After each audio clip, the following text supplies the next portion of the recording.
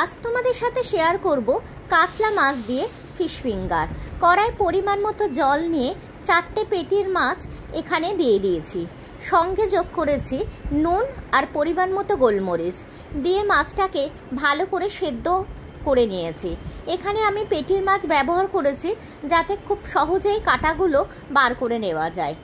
করে এইভাবে পুরটা রেডি করে রাখলাম।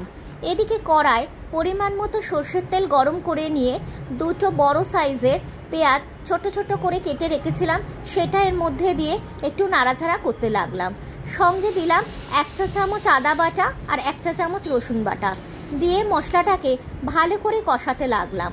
মশলাটা ভালো করে কষানো হয়ে গেলে এখানে দিলাম সামান্য পরিমাণে হলুদ গুঁড়ো, কাশ্মীরি লঙ্কার গুঁড়ো, জিরে গুঁড়ো আর একটু গোলমরিচ গুঁড়ো আর নুন দিয়ে ভালো করে নাড়াচাড়া করে মশলাটা এর মধ্যে বেশ কিছুটা পরিমাণে কাঁচা লঙ্কা দিলাম। তোমরা তোমাদের প্রয়োজন অনুসারে ঝালের ব্যবহার করো। আর সঙ্গে দিলাম একটু ব্যালেন্সের জন্য চিনি। এবার ভালো করে মশলাটা কষানো হয়ে গেলে এবার ওই সেদ্ধ করে রাখা মাছটা এর মধ্যে দিয়ে দিতে হবে, দিয়ে একটু ভালো করে নাড়াচাড়া করতে হবে। ভালো করে নাড়াচাড়া করার পর 2টো মিডিয়াম সাইজের আলু আগে থেকে সেদ্ধ করে রেখেছিলাম সেটা এর মধ্যে দিয়ে দিলাম, দিয়ে আবারও নাড়াচাড়া করতে লাগলাম। আর ওপর থেকে দিলাম ধনে পাতা কুচি আর একটু গরম মশলা গুঁড়ো দিয়ে ভালো করে নাড়াচাড়া করে নামিয়ে রেখে ঠান্ডা হতে দিলাম। এদিকে আরেকটা বোলের মধ্যে 2টো ডিম নিয়ে সেটাকে ফাটিয়ে নিয়ে তার মধ্যে নুন আর গোলমরিচ দিয়ে ভালো করে ফাটিয়ে রাখলাম। আর কিছুটা পরিমাণে ব্রেড ক্রাম্ব নিয়ে নিলাম একটা বোলের মধ্যে।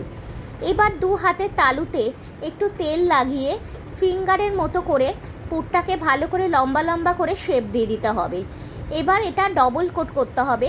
প্রথমে ডিমের গোলায় চুবিয়ে তারপরে ব্রেড ক্রাম্বের মধ্যে দিয়ে আবার ডিমের গোলায় দিয়ে ব্রেড ক্রাম্বের মধ্যে দিয়ে এটাকে রাখতে হবে। এদিকে কড়াই পরিমাণ অনুযায়ী সাদা তেল গরম করে নিয়েছি। তেলটা হালকা গরম হলে ওই ফিঙ্গারগুলো ওর মধ্যে দিয়ে দিতে হবে। তেলটা বেশি গরম হয়ে গেলে তাহলে কিন্তু ফিঙ্গারগুলো পুড়ে যেতে পারে। বাড়িতে অতিথি এলে ঘরোয়া কিছু উপকরণ দিয়েই বানিয়ে নেওয়া যাবে এই ইভিনিং স্ন্যাক্স। এতে অতিথিও খুশি হয়ে যাবে আর তুমিও খুশি হবে। সঙ্গে কিন্তু স্যালাড, টমেটো সস আর কাসুন্দি দিতে ভুলে যেও না। রেসিপিটা যদি ভালো লাগে তাহলে প্লিজ একটা লাইক, কমেন্ট, শেয়ার আর সাবস্ক্রাইব করে দিও।